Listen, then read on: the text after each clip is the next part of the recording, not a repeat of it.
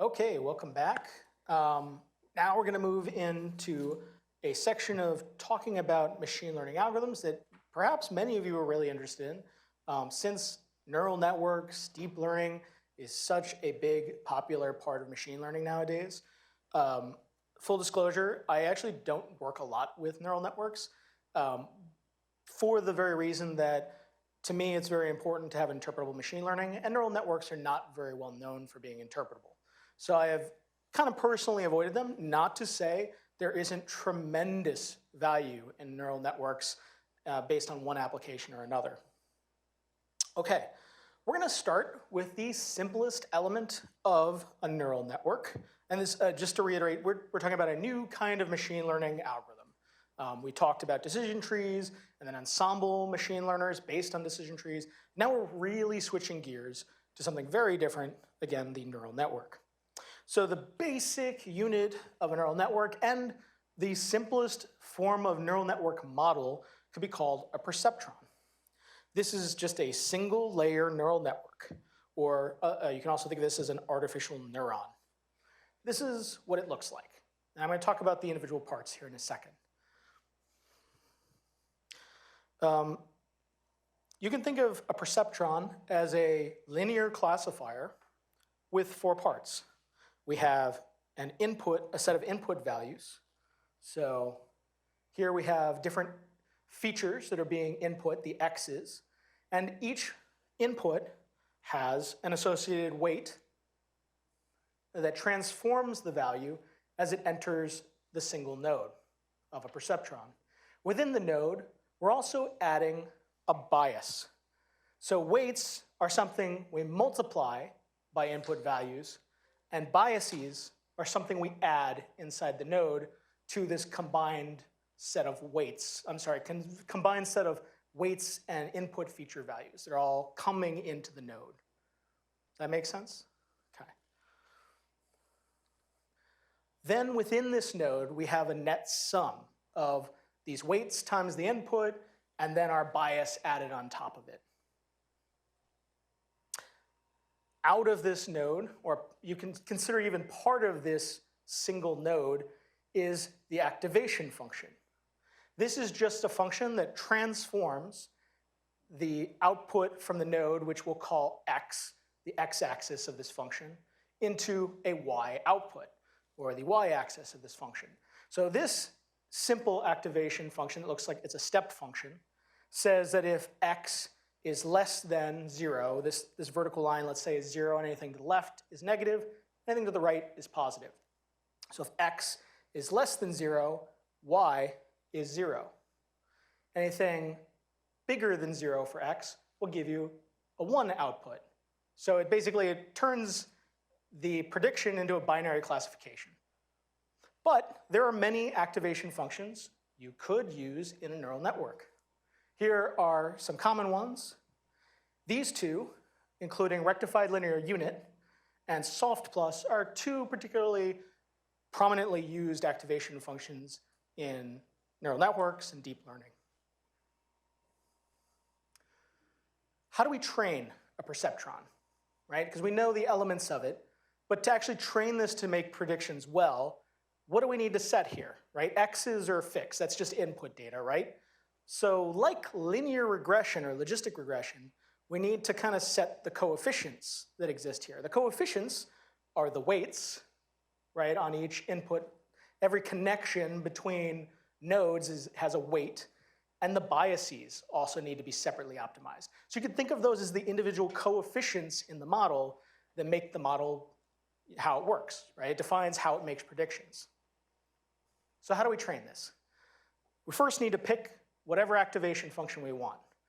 This doesn't matter too much, it can make a difference, but you can, I love this description, again from StatQuest, of what is a neural network. He called it a complex squiggly line generating machine, something like that. And actually this is a weirdly good description of what it is, because imagine we take whatever activation function we want, and we use it as a building block, and we're trying to make predictions, we're trying to draw a decision boundary, or trying to draw a regression line, right? So we can use this as a building block to create a boundary. You're basically taking this and stretching it and twisting it and moving it and putting them together to make some n-dimensional boundary. And you're using the activation function as a building block of that. Okay, so to train it, we start by picking some activation function. It can matter what you pick. And then you have to optimize the weights and biases, like I just mentioned. To minimize, again, just like with tree-based gradient descent, we're minimizing the loss function. So actually what's cool is I picked neural networks to dive into more because we're actually going to recycle some of what we just learned about gradient boosting, which will be convenient. We're going to optimize our weights using some form of gradient descent, which we just talked about, right? So you might ask, like I mentioned earlier, when you're solving for the differential equations to optimize your loss function, to minimize error, why not just always solve for 0, right? The slope of 0 is the minimum error, right? So anyone want to take a guess? I think I mentioned this before, but why do we not necessarily just solve for 0? Any guesses? Basically because these equations get really complicated the more coefficients, the more parameters we're trying to optimize at once. The more complicated a neural network, the more things we need to optimize at the same time to minimize the total error of the model as a whole. So, 2 specific illustrations of why this is difficult to just solve for a differential equation equals 0. One, as the number of weights gets large, right, the dimensionality of the error optimization becomes extremely big. I mean, we can only visualize 3 dimensions here. Imagine you have a network with 60 weights that you need to optimize at the same time, right? How do you even mentally picture what a minimum looks like there, right? It's very difficult. So imagine trying to calculate that minimum. Also, as you might see from this figure, but maybe better illustrated here, you can have what are called local minima in your optimization space. They are pretty good solutions, pretty good minimum, errors, but in another part of the problem space, you might have an even deeper pocket, a lower minima, a better, model. But because we're using gradient descent, it's going to follow a gradient until it hits 0, right? And then it's going to stop. It's going to converge there when it really should have converged here. Interestingly, stochastic gradient descent, the one that uses one instance at a time to make its steps, it's got a wilder search. It goes all over the place. So it can actually jump out of this pocket and discover an even better solution. So that's another reason you might want to use that. Okay, now let's move from the perceptron, pretty simple, to a multi-layer perceptron, more than one nodes in our network. One of the simplest forms of neural network is what we call a feed-forward neural network. It only goes in one direction, right? There's inputs here, and the values move to the right, and there's no circles, there's no cycles. The values don't feed back at all. So to make a multi-layer perceptron, we have to choose how many hidden layers. As a user, you need to pick this as a hyperparameter. How many hidden layers do we have? The hidden layer is the number of vertical layers that are in between the input layer and our output layer. Also, how many nodes should go in each hidden layer? So you kind of have to pick the architecture of the neural network ahead of time. And how do you do this, right? You could use a hyperparameter sweep. This is actually where evolutionary algorithms have become popular recently in the field of deep learning. Evolutionary algorithms, very briefly, they basically steal the idea of neo-Darwinian evolution and put it in a computer. We're basically looking for solutions and then breeding candidate solutions with one another to hopefully find child solutions that are even better, even more fit than their parents at solving a problem. And so you can actually use evolutionary algorithms wrapped around neural networks as a way to try out the architecture of the neural network and optimize it to solve a problem. Okay, other things you need as a user to pick are the number of output nodes. Right, if you're doing regression, you might only need one output. If you're doing multi-class classification, You might want a node for each class. You could do this a number of ways, but this is something you need to pick. And lastly, activation function for the hidden layers. I actually don't know the answer to this, but I think it's pretty common to use the same activation function for all nodes, but I think it's possible. I haven't seen research, but you can pick different activation functions for each node. I don't know if that's part of what you can explore, but I imagine that search space just gets really complicated. It becomes very complicated. You can also pick a specific activation function for the output. This might be important based on the task. We saw that step function before. Obviously, that's good for classification, but maybe you want something else that's more appropriate for the problem. And then lastly, we need a learning rate for gradient descent. I mentioned that earlier. It has its own learning rate to decide how quickly to try and converge on a global optimum, which would be to minimize our error. And multi-layer perceptrons, neural networks, use what you might have heard is called back propagation. And I had a huge misconception about what back propagation was for a very long time. And I'm going to try and explain it as clearly as possible to you today. But basically, at a high level, it is iteratively re-optimizing the weights and biases of this whole network architecture at once using gradient descent. In a nutshell, that's what it's doing. Let me go into a little more detail. I'm going to step through how we are going to attempt to calculate these weights and biases to optimize them using the simplest neural network I can possibly show you. So here we have an input layer with one node, one input value. For simplicity, there could obviously be tons of features here that are inputs.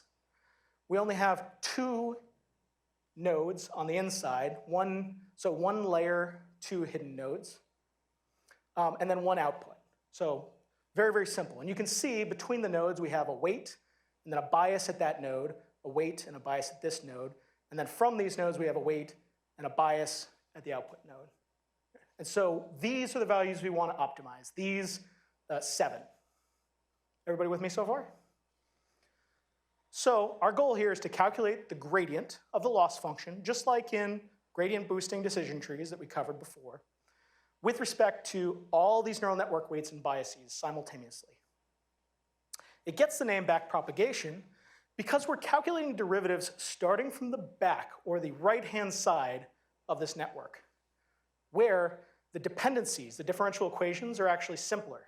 So here, the change in output that leads to the error is the result of just this value from its perspective. But as you go farther back, changes in output are dependent on this and this and this if we're trying to optimize this guy. So the differential equations get more complicated. I'm not going to go through all the math with you, but I'll just show you what this looks like. So starting on the right, B3, we're trying to solve the differential equation, the change in our error function here given as SSR, based on the change in B3. So that is a differential equation we're trying to solve to figure out what value of B3 do we plug in here. And so that's this guy's differential equation. So the first thing we do is for all parameters, we figure out these equations because we're going to use them again and again and again and again. So first we just figure out how to calculate them, and that's the math that the machine learner is doing behind the scenes. So it's going to do this for all parameters. And you can see as we move into these weights, they get a little bit more complicated, but not so much.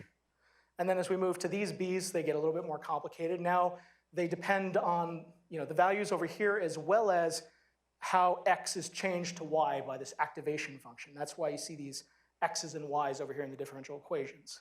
So we're basically building up layers of complexity all the way so we can predict. We have a differential equation for every parameter we want to optimize. And now we're going to try and optimize them all at once. So now we've calculated the equations ahead of time. We're going to recycle those again and again and again, each learning iteration here in a second. So let me walk you through a learning iteration. After you've pre-calculated these differential equations, you're going to start by initializing parameters. We don't know where to start. So generally, the weights get a random value to start. Any old number, doesn't really matter. Totally random. The biases typically start at 0 as an initialization. And now we're going to use those equations that we calculated, or that we figured out before, and we're going to calculate the derivatives for all of these using these initial values. And then, based on the derivatives we calculate, we're going to decide how to change each value. Just like with the tree base, where we're trying to decide how much of that tree to add to adjust the error of the previous tree, here we're deciding how much do we shift B2, how much do we shift W3. And so we're calculating the derivative of each multiplied by the learning weight, and that tells us how much to change each parameter. Does that make sense? So we do an initial wave of changes, and we update the weights to their new values. And then we do it again, and we do it again, and we do it again, and we do it again, until either the error is 0, we have a perfect classifier, or we hit some stop criteria. Make sense? Now you know how deep learning works. Pretty much, pretty much. Okay. If you really want to understand the nitty-gritty details of this, again, I'm going to pick on StatQuest, which is awesome. Watch these videos, they're great. Deep learning. How do we make the jump from artificial neural network to deep learning? Deep learning is a neural network with more than 3 hidden layers. That's about it. It's pretty much all the same stuff, just the differential equations are larger and more complex, and the computing takes longer. That's why deep learning often relies on parallelization or GPUs to make it computationally reasonable to conduct. However, there are a number of variations that I'm going to touch on very briefly that are useful to be aware of when it comes to deep learning and the deep learning concept. So first off, let's talk about some supervised learning variants. So we have labeled data, and we're trying to make classifiers or regressors that predict an outcome. First off, we have convolutional neural networks. You might have heard of this, CNNs. These are great for image classification, image data, right? It has multiple layers that process and extract features from data. I'm not going to go into a lot of details on all of these, first off because I'm not an expert on all these forms of deep learning, but also we just don't have time. Another very common form of deep learning is recurrent neural networks, or RNNs. Here you have directions that can form directed cycles. So before it was a feed forward, they all go in the same direction. These can actually do little loops. And this is great for long-term dependencies, or basically having a sort of memory in them. This makes them uniquely well-suited to handling time series data, for example. Then we have deep belief networks, or DBNs. These are stacks of what are called Boltzmann machines. And these, just in a nutshell, are known to be good for image, video, and motion capture data. Now let's look at some unsupervised learning variants of deep learning. So these are going to be useful for clustering or dimensionality reduction or other interesting tasks that don't require labeled data.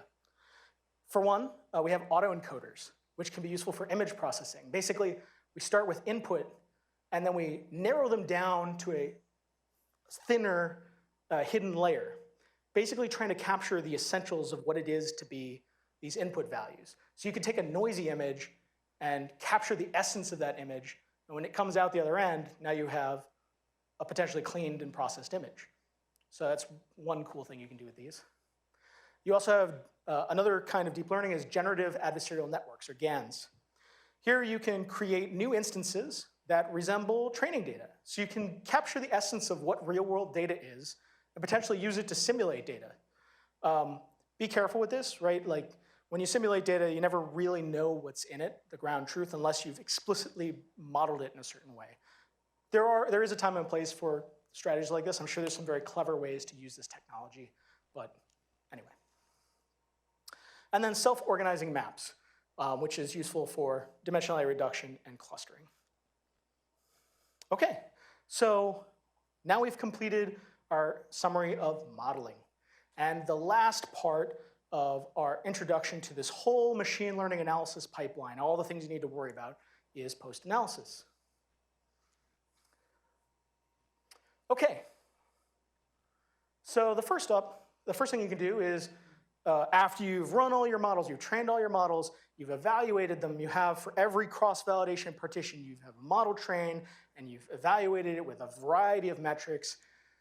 Now let's try and get a big picture of our results. So you can go through and summarize your statistics take averages, for example, and standard deviations of metrics across your different CV runs, your different cross-validation runs, to more simply encapsulate how well the different methods performed on different data sets or using different machine learning algorithms. So again, you've done this cross-validation partitioning at a study level, and you're sort of summarizing the metrics across runs.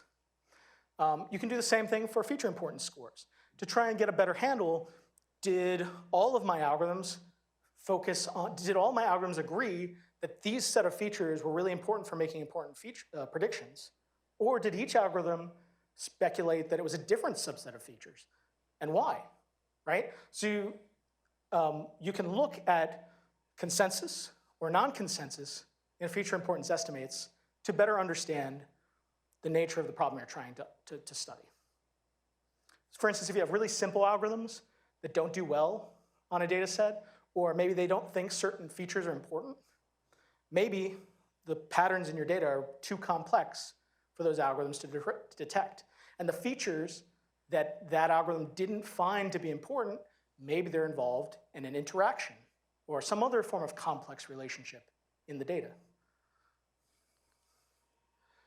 You can also take a look at the runtime, something this simple. This is, not always something you care about reporting in a paper, but it's a useful thing to understand and share with others. Like, how practical is it to run certain methods on certain kinds of data? Statistical significance, right? Obviously important. Did the differences I found from data set to data set, or machine learning algorithm to machine learning algorithm, are those differences actually significant? Are they meaningful? Or are they just random? So here we're just asking, are performance differences significantly different? And we might compare machine learning algorithms or data sets, and we might compare, are any in this group of 3 or more different from the rest, like an ANOVA-like test, or pairwise comparisons. Generally you just want to make sure you're picking an appropriate statistical test. For example, you might decide to use parametric or non-parametric statistics based on the assumptions you're able to make about the data you're analyzing. Often as a default, I'll just use non-parametric statistics, which it's not always easy to identify significant differences in data, but often it's hard to know ahead of time if your assumptions for using parametric statistics are going to be met. Obviously, you can test them all, but sometimes you're just making so many comparisons, partially out of laziness and partially out of just not being certain that my assumptions are going to be met. I'll just use non-parametric statistics, but that's up to each of you, what you're comfortable with. And some examples of non-parametric statistics are things like Kruskal-Wallis by ranks or Wilcoxon-Sign rank test for paired data. Another thing you can do in post-analysis is visualization. Go nuts. There's so many cool things you can do with visualizations, as I'm sure you're probably all aware. What can you visualize? You can visualize learning progress of different algorithms over time, depending on the algorithm. That may or may not be of interest to you. You can visualize your metrics, your performance metrics. How well do they perform? Your ROC curves, your PRC curves. You can plot all the different metrics you could possibly be interested in comparing. You can do it on average or looking at individual cross-validation runs. Also, feature importance you can plot. Either the feature importance determined by the machine learning or in an earlier feature selection phase prior to machine learning. And you can model how predictions are made, or you can try to do this. In other words, like we showed in some of the earliest slides, those decision boundaries, trying to illustrate where in the problem space we might predict a case versus a control. And lastly, there's plenty of other options. This is just some ideas.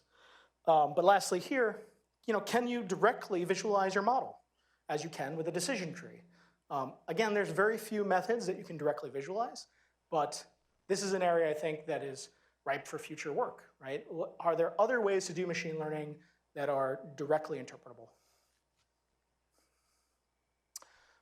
Feature selection scores. Let's take a look at an example of visualizing feature importance scores. So this can be taken directly from model feature importance estimates or from the feature selection phase. And you can use this to compare how many features were selected in each, which ones seem to be consistently important.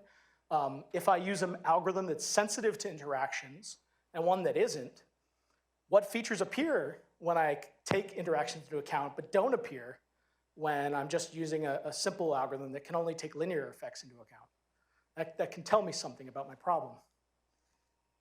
Decision boundaries. Trying to visualize the decision space. Obviously, this gets a lot harder if you have a lot of features that are actually important. But if you only have a couple features, right, a couple X inputs, you can visualize this decision space pretty easily for a lot of algorithms. This is not always practical, though. Or, in the case of a decision tree, you can view the model directly. You can totally understand how this works. So, top of the tree, we have age, splitting at this threshold. We can see the entropy at this node, how much homogeneity is there at this node before that first split. We can see how many total samples are in there. We can see the majority class in this node, right? And we can follow how it changes all the way down and see the decisions being made at the leaf nodes. Interpretation. So model interpretation or explanation is often facilitated by visualizations, like we just covered. But be careful. There is an important distinction between interpretable machine learning and explainable machine learning. They are not equivalent. So recall that model interpretability means that humans can readily understand the reasoning behind predictions or decisions made by the model. It's not a black box. With explainability, you can kind of infer how predictions are made, but you don't have the absolute cause. You don't have an absolute understanding of the cause. When I say cause, I don't actually mean causal. I said very early on, machine learning doesn't give you causality, but it's less clear what features are actually clearly contributing to a prediction having been made one way or another with explainability. You can estimate it, but it's not a clear differentiation. Few algorithms, I said, are truly interpretable, but almost anything can have a wrapper around it, some method wrapped around it to explain predictions. Let me give you a couple examples of explainable systems, like how you would do explanation. So first off, let's say you train a model that's a black box, and you want to explain the predictions after the fact. Given that black box model, you can, for one, create another local model that approximates how the decision was made for that individual. It's like a local decision model. Something like Lime, and I believe Shapley values are examples of this, right? Where you can take pretty much any model and make a local model, local estimator that decides or attempts to tell you what features are most important for having made that decision on that individual person. This could be very useful, but always remember that it's just an estimate. You can also do something like try and compute the derivatives of a prediction, which gets a little mathy and complicated. Or you can do something in explainable ML, like try and visualize what part of, let's say, an image is important for having classified a picture one way or another. So something like this has been used quite commonly in deep learning. It's another way you can try and make an explainable machine learner. What's the problem with explainable ML? I alluded to this, but the argument is made by Cynthia Rudin of Duke University that I happen to agree with. I like her work a lot. But she argues to stop explaining black box machine learning models for high stakes decisions, but instead use interpretable models that are ultimately going to be a lot simpler. She argues that trusting a black box means that you trust the database it was built from. And how often do we really trust all of the data in our database? Also, she argues that when you use explainable ML, you have double trouble. It forces you to rely on two models instead of one, your original black box model, and then a oversimplified local model that helps you estimate the decision. And she says that those models are necessarily going to disagree with one another, right? Because if they were actually equivalent, you could just throw out the black box model and keep the simple model, and you're good, right? So she argues that if you can produce an interpretable model with comparable performance, maybe not absolute best, but pretty similar, she argues that it's best to go with that simpler interpretable model. Now, this is not going to work for everyone in all cases, but I think it's at least an interesting point to bring up. Let's talk about some of the consequences of black box models. When working with a black box model and applying it, you might fail to identify biased decision making. There have been a bunch of articles a bunch of discussions, a bunch of courses that have been developed on this topic of bias in data science and machine learning in all sorts of scenarios. And they almost are all traced back to a black box model that somebody didn't stop and ask how the decisions were being made before it was put into practice. So that brings us to the topic of fairness in machine learning. The concept of fairness in a decision-making process uses two distinct notions for evaluation. Disparate treatment, where decisions are partly based on the subject's sensitive attribute, race, sex, age, sexual orientation, so on, and disparate impact, where the outcomes are disproportionately hurt or benefit people with those certain sensitive attribute values. So in machine learning, our goal should be, or is, but we need to work harder at this as a community and people who apply machine learning. We want to identify these drawbacks, these issues, and correct our models to lead to both disparate treatment, to avoid disparate treatment or impact. That is our overall goal in addressing this idea of fairness in machine learning. And if you want to read more on this, there's a bunch of great recent books on this topic of like ethics and machine learning and AI, and it's been a new hot topic recently that's, I think, very valuable. Lastly, I think this is last. In post-analysis, we have replication. So replicability has been a problem in the biomedical community, certainly the genetics community, all the omics communities to some degree, but also in the AI and machine learning world. There's a different ring to this problem of lack of reproducibility. What I mean is it kind of means different things depending on the field you're coming from, right? Like in biology, it tends to be, we don't find the same genes are significant, or we don't, we find the subgroups we identify to be different, or there's different, drug effect outcomes in different populations. It can be all sorts of things. And in data science, it can be as simple as when I ran your code on my own, I didn't get the same results. When I ran your code on a different data set, the model did terrible in this hospital system, but really well in yours. So replicatability is the gold standard of science, right?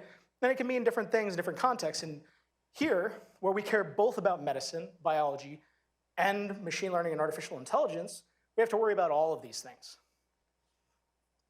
So will you get the same results if you run your machine learning pipeline again on the same data set with the same configurations and use the same random seed? Who here knows what a random seed is? Anyone? Kinda? The trick is no computer can make a truly random number. It's impossible, right? It's an illusion. We say there's all these great programming functions that create a pseudo-random number for you. But at the end of the day, any random number generator has a random seed it uses to make that random number. Usually it'll just grab the timer of your computer or something like that, something that's constantly changing to seed the algorithm. But as a programmer, you can fix the random seed and ensure that if everything else is kept the same in your code, if that random seed is fixed, you will always get the exact same results from your code, no matter how complicated it is.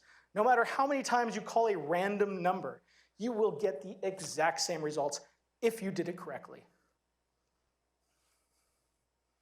Okay, well, you get the same results if you run it on a new data set. Now, obviously, on a new data set, you're never gonna get the exact same results, but did the model perform similarly well at a hospital in New York as it did here, right? And did we get similar results if you applied your model, you trained a model, and you apply it to, and that's the example of taking from another site, but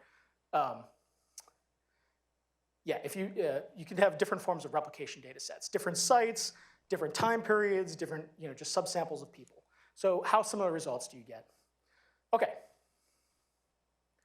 Let's talk a little bit more about applying a trained model. So you've trained a model, you're really happy with it, you've shown that it's replicatable in some data, maybe you want to put it into practice as a clinical decision support tool. Or maybe you're still validating it, and you just want to show that it works in other hospital systems. So there are some key information you need to save during this process to make sure that you can replicate it. You need to save the model itself, right?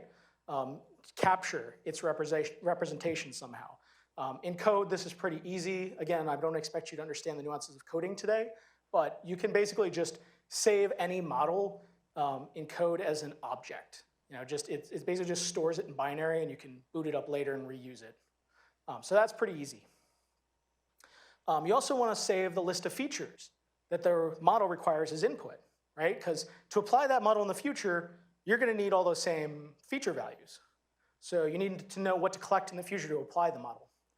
Also, if you scaled your data, right? When training the model, you pre-scaled it to help the machine learners perform well. Any new data, don't forget, it needs to be scaled, right? Like we've rescaled age from 0 to 100 to 0 to 1, right? And now the model's expecting an age between 0 and 1, and you just gave it, 95. It has no idea what to do with it, and you're going to get the wrong predictions. So you need to save every little bit of information you use to create the model to begin with. Same thing goes for missing data value imputations. If you have a model that requires that all the data values be in there, and you train the model on a data set where there's no missing values, when you go to apply that model, more often than not, you also have to have no missing values in the data you've collected. Either that means you need to make sure all the values are there, or you collect the data from a new patient and you impute their values in the same way you did for the original model training. And you can save that information too. In fact, the pipeline that I have for you to take home today does all of that automatically. If you want to play with it, try it out, it's going to do all this stuff behind the scenes. Make your life hopefully a little bit easier. You have to worry about a few less things of making these really common mistakes that I think are really easy to forget. And in the programming language I use most often, called Python, there's something called pickling. It basically turns any program object into binary and stores it and allows you to unpack it later. And so you can save all this stuff really easy in certain programming languages just by using simple mechanisms to load and unload them in the future. Okay. At the end of all of this, hopefully, you've gleaned some useful knowledge. And this can take many forms. You can get a model to apply in the future to make predictions. You might have identified relevant features that are maybe causal candidates to dive into deeper. You might have gleaned an understanding of the relationship between features and outcome. Are those relationships univariate, additive, epistatic interactions, heterogeneous? You might have better understood those relationships and in turn better understood the disease or thing you're trying to understand. Or you might have generated new hypotheses to test in the future, or to rerun a whole new pipeline, taking what you've learned so far and trying to apply an even better machine learning analysis subsequently. Okay, this is the last part of this workshop. After this, we're going to have the rest of the time as a Q&A session and a quick demo of the software that you're welcome to take home and try on your own. But I'll give you a brief demo of it after this next section. Okay, automated machine learning, making things easier. Obviously, I've thrown a lot at you today, and thank you for being patient. I know this was probably in many regards very overwhelming. And I wanted to give you a taste of all this stuff because it really is, I think, equally important, even the boring stuff that I covered. But the good news is, if you want to do this in practice, apart from being able to reach out to people that do this stuff on a regular basis, if you're not used to it, we're here to help. But beyond that, AutoML, automated machine learning, is a hugely popular new thing, right? And its main goal is to make your life easier, to put the power of these tools in your hands. So why do we do this, right? So even though I kind of laid out a specific series of analysis steps for you today, at the end of the day, there's infinitely possible ways to combine all these steps, right? There's no one right way to do machine learning. Should the data be cleaned and transformed? What features should be engineered? What features should we select? What modeling method should we use? What hyperparameters? Every answer to these questions is probably to some degree different from one data set to the next, let alone one research domain to the next. So automated machine learning, or AutoML. It's the process of automating elements of a applying machine learning to real-world problems. We can automate any number of elements that are involved that we covered today, potentially every single one, to some degree at least. The primary aim here, as I mentioned before, is to allow non-experts to make use of machine learning modeling and techniques. It has the potential to produce solutions more quickly and easily that are potentially simpler and with better performance, although this is not a guarantee. They can also facilitate a more rigorous exploration of possible machine learning models and hyperparameter combinations. These are the most commonly automated components you'll find in different AutoML tools. The hyperparameter optimization sweep we talked about, selection of what kind of machine learning model to use, what kind of feature extraction or the process of extracting features from images or video or something else, and feature processing, right? How do you select features? How do we generate new features with feature learning or feature transformation? Our first example of an AutoML tool is Teapot. It's a genetic programming-based AutoML tool. It was developed by Dr. Moore, primarily by Dr. Moore and Randy Olson, pictured here. This is the wonderful Teapot logo. Teapot is one of the first AutoML tools. Is it, Jason, is it the first or just, it's like way up there towards one of the very first, right? We weren't the first, but we were one of the first 3. Gotcha. So Teapot is really cool because what it's attempting to automate is how you put a machine learning pipeline together, right? And so here is a very slimmed down illustration of different components of machine learning pipeline that we covered today, right? Raw data, data cleaning, feature selection, feature processing. Everything in this inner orange circle is being automated by Teapot. It's asking, which thing do I do first? Which type of each thing do I do, right? And so it's basically evolving different analysis pipelines and then running them and seeing if you get a better or worse model. If you want to check this out, this is the GitHub repository link. If you don't know what GitHub is, it's a place where most computer scientists make their code shareable and available to others out there to use and download and all of that. So you can check out Teapot here at this link. And pretty much any repository I point you to has documentation there that'll explain how to install it, how to use it, so on and so forth. Another AutoML tool, and again, I'm biasing these initial examples based on the work that my collaborators, Dr. Moore and other people associated with our group have completed over the last 5 years. This tool is another AutoML. This is one Dr. Moore put together at the University of Pennsylvania called PenAI. And the whole gist of this approach is to try and put previous machine learning analysis to use, basically learn from experience. Every person that walks in the door and runs an analysis with this AutoML tool, there's sort of an AI sitting on top of it, a prediction engine that's learning from everybody's experience running data analyses and trying to suggest to subsequent analyses what are the most successful machine learners, what has worked well for people in the past. So it is truly an AutoML that tries to put artificial intelligence, the way we think of it in a sci-fi way, on top of this automated machine learning process. So this was primarily, again, put together by Dr. Moore and his former postdoc, William LaCava, who is now assistant professor at Harvard. Where is it? Just Harvard, yeah. I haven't heard of that one, Harvard. Yeah. Okay. Anyway, so this is PenAI. And basically, as a researcher, you can go in and just facilitate the process of doing machine learning to begin with, without a recommendation from the system.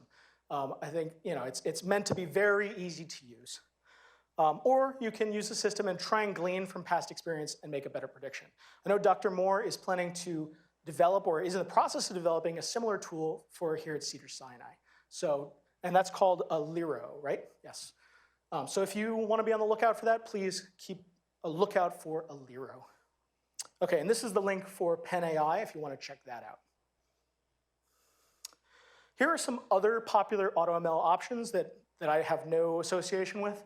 But if you go and search for AutoML, these are other tools that pop up along with their respective links to download.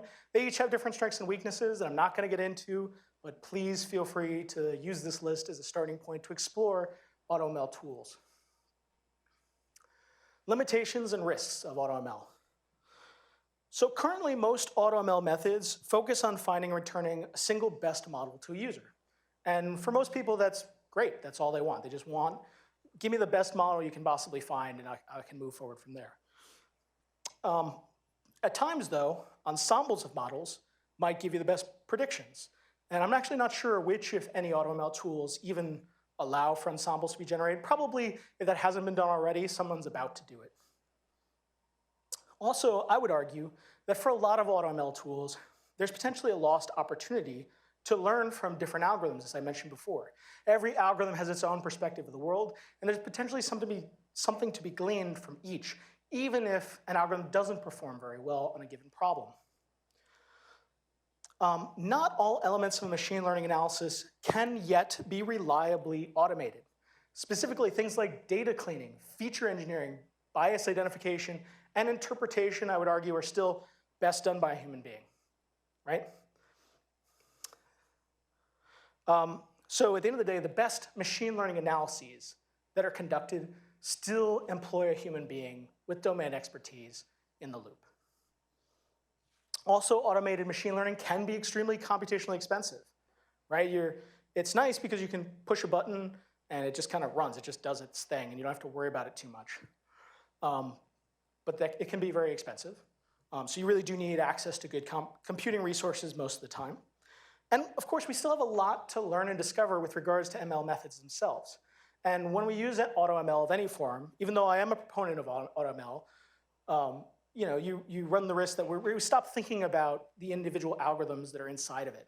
Like, are they really good? Why did we pick them to begin with? Are there better ways to do modeling itself? So most of us don't worry about that because we have lots of great machine learning tools out there already that are really powerful and can do lots of great things. But people like myself, like a methodologist, I also really am interested in the nuts and bolts of individual algorithms. Ultimately, any AutoML tools can be limited by the algorithms that it puts inside of it, right? It's going to be limited by those tools.